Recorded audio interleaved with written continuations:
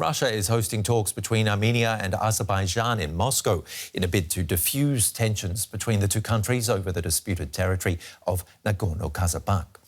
The Kremlin has recently been playing a peacekeeping role between the two former Soviet countries, which have fought two wars in recent years. But Armenia has voiced dissatisfaction with Russia's role, and alliances are being put under pressure. Our reporter Jennifer Palka has more.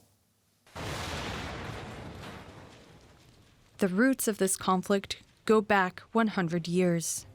After the Russian Revolution in 1917, Armenia and Azerbaijan fell under Bolshevik control and became part of the Soviet Union.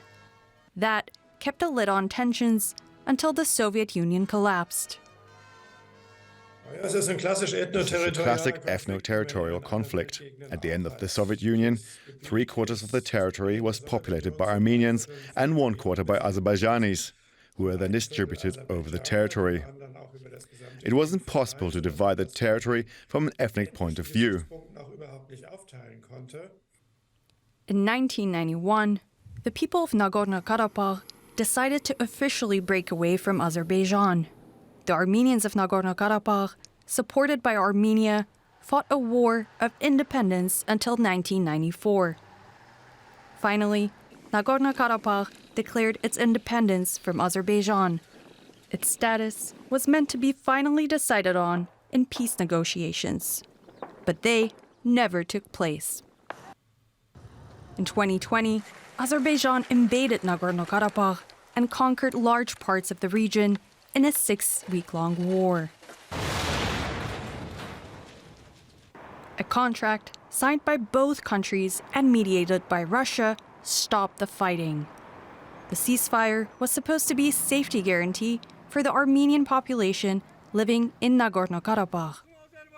But on September 12, 2020, Azerbaijan attacked internationally recognized Armenian territory.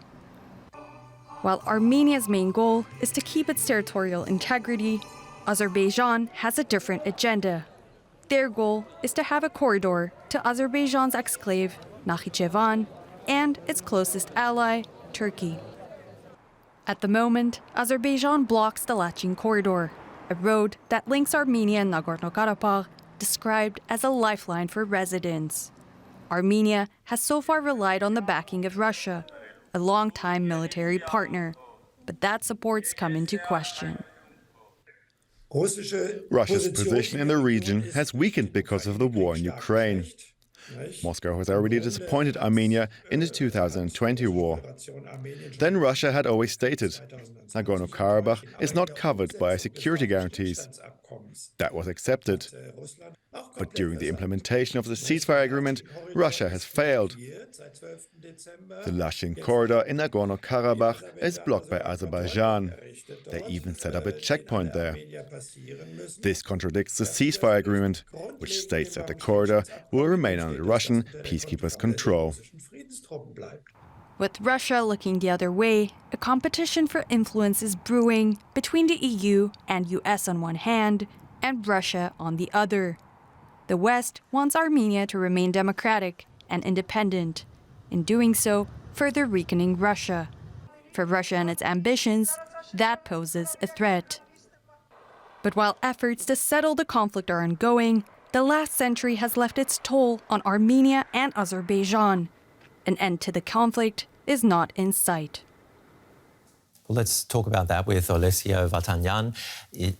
She's a senior analyst for the South Caucasus region at the Crisis Group. That's an independent think tank working to prevent wars and resolve conflicts, and joins us from the Georgian capital, Tbilisi. Thank you. Just a few days ago, your organisation warned that trouble is brewing in the region of Nagorno-Karabakh. What is happening there? Well, in fact, at this very moment, the situation remains relatively stable along all the front lines, both in the Nagorno-Karabakh conflict zone and at the state border between Armenia and Azerbaijan. But days before that and weeks before that, there have been clashes taking place on a regular basis. At least 4 people died only in May, and the month hasn't finished. And with spring has been the deadliest since the end to the 2020 war. your news report mentioned also the blockage of the key road that connects Armenia to Nagorno-Karabakh, which has been the problem for over 5 months, and that has created also the shortages for the food to the local population, and that definitely adds an additional layer of anxiety for the local population that still wants to see more guarantees for them, for their future in the land that they consider their homeland. What are your expectations of today's talks in Moscow between the Armenian and Azerian leaders? Well, this is not the first round that the Armenian and Azerbaijani leaders have been having. In fact, since the beginning of May, Armenia and Azerbaijan, they have been meeting each other almost every week in different places. It started with Washington, D.C., and then proceeded with Brussels. Just days ago, the foreign ministers of Armenia and Azerbaijan, they had talks in Moscow as well. So this is kind of a process that is going on between the two countries. It's very important for this process to continue. There was a pause in the talks because of the problems caused at the Lachin corridor. It's now the understanding that the two countries need to make an additional push to see if they can come up with agreements on at least some parts of the topics that they still continue to disagree on. One such topic is, of course, the future of Nagorno-Karabakh, and then this is where Armenia continues saying that it recognizes the territorial integrity of Azerbaijan, but it would also want to see some security guarantees and protection of the rights for the ethnic Armenians who live in the conflict zone, which has been the region that continued facing regular incidents and clashes for over 30 years. So, I mean, there is this demand coming from the Armenian side. I should say that this is not a new thing. This has been like this. The position of the Armenian government has been declared for over a year. The problem there is that Azerbaijan does not really see why it should do that. Azerbaijan believes that the conflict is over and there is no need for any kind of additional provisions. But with all of these points of disagreement, surely this conflict is actually going to continue. Well, you know, when you have a conflict of 30 years, it's difficult to see how it can be resolved overnight. It's really very important to continue the process. When you speak, there is a less possibility that we are to see a new war. If a new war is to take place in the region, it's going to be devastating with many more casualties, especially on the Armenian side, because Armenia was never able to restore its army after losing the war in 2020. And as you rightly mentioned in your news report, its strategic partner, Russia, is now busy attacking Ukraine. So in a way, you know, with negotiation process, it's a gamble that is taking place, and a lot is at stake, especially for Armenia. Because if a new escalation and a new war is to take place, Armenia is probably the one that is to lose. OK, thank you very much for the insight. Senior researcher at the Crisis Group, Alessio Vatanyan. Thank you. Stefan Malarius is the head of the Regional Programme Political Dialogue South Caucasus at the Konrad Adenauer Foundation. He joins us from the Georgian capital, Tbilisi. How tense is the situation in Nagorno-Karabakh? Well, good morning, Ben. The situation is indeed still tense, has been ever since. You mentioned in your report the incidents, the attack of Azerbaijan to sovereign Armenian territory in September last year, and ever since Azerbaijan is occupied Armenian territory, and there are repeated conflicts, clashes between Armenian and Azerbaijani military along the border of both countries. The last occurred in, I think, May, in the beginning of May, with casualties on both sides. So the situation in general is very tense. The Armenian Prime Minister and Azeri President are due to meet today for talks in Moscow. What do you expect?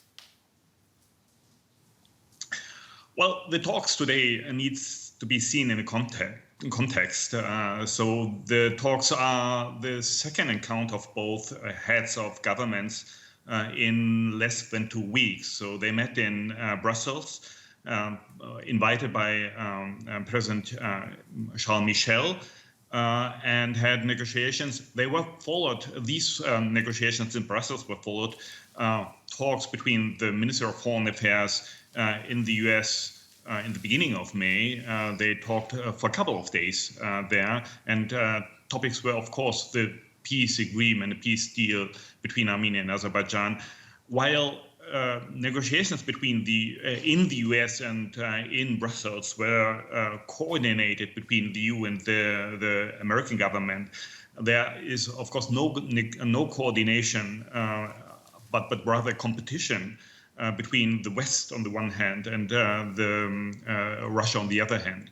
So therefore, it remains to be seen to which extent what today is discussed in Moscow is in any way linked to what has been already achieved in negotiations in Brussels and before in Washington. But what's going to happen to this conflict, depending upon what comes out of these talks and what has been achieved in Brussels? I mean, the main sticking point in the negotiations and on the way to the peace agreement is the fate of the Armenians still living in Nagorno-Karabakh. When Pashinyan at the beginning of the week recognized the territorial integrity of Azerbaijan, which was covered internationally as an important step towards this peace agreement, Armenians in Azerbaijan said that if there are no guarantees for security and for their fundamental rights, these claims are null and void. On the other hand, Azerbaijan is not ready to guarantee anything internationally to the Armenians living in Nagorno-Karabakh because Azerbaijan considered this to be an internal matter. So the question will be, in the end, whether Azerbaijan agrees to any kind of international mechanism for guaranteeing the rights and security and safety of Armenians living in Nagorno-Karabakh. There are around 100,000, 120,000 Armenians still living in Nagorno-Karabakh, and their fate is the sticking point in the negotiation about a peace agreement between both sides. South Caucasus expert Stefan Malarius, thank you very much for the analysis. Thank you.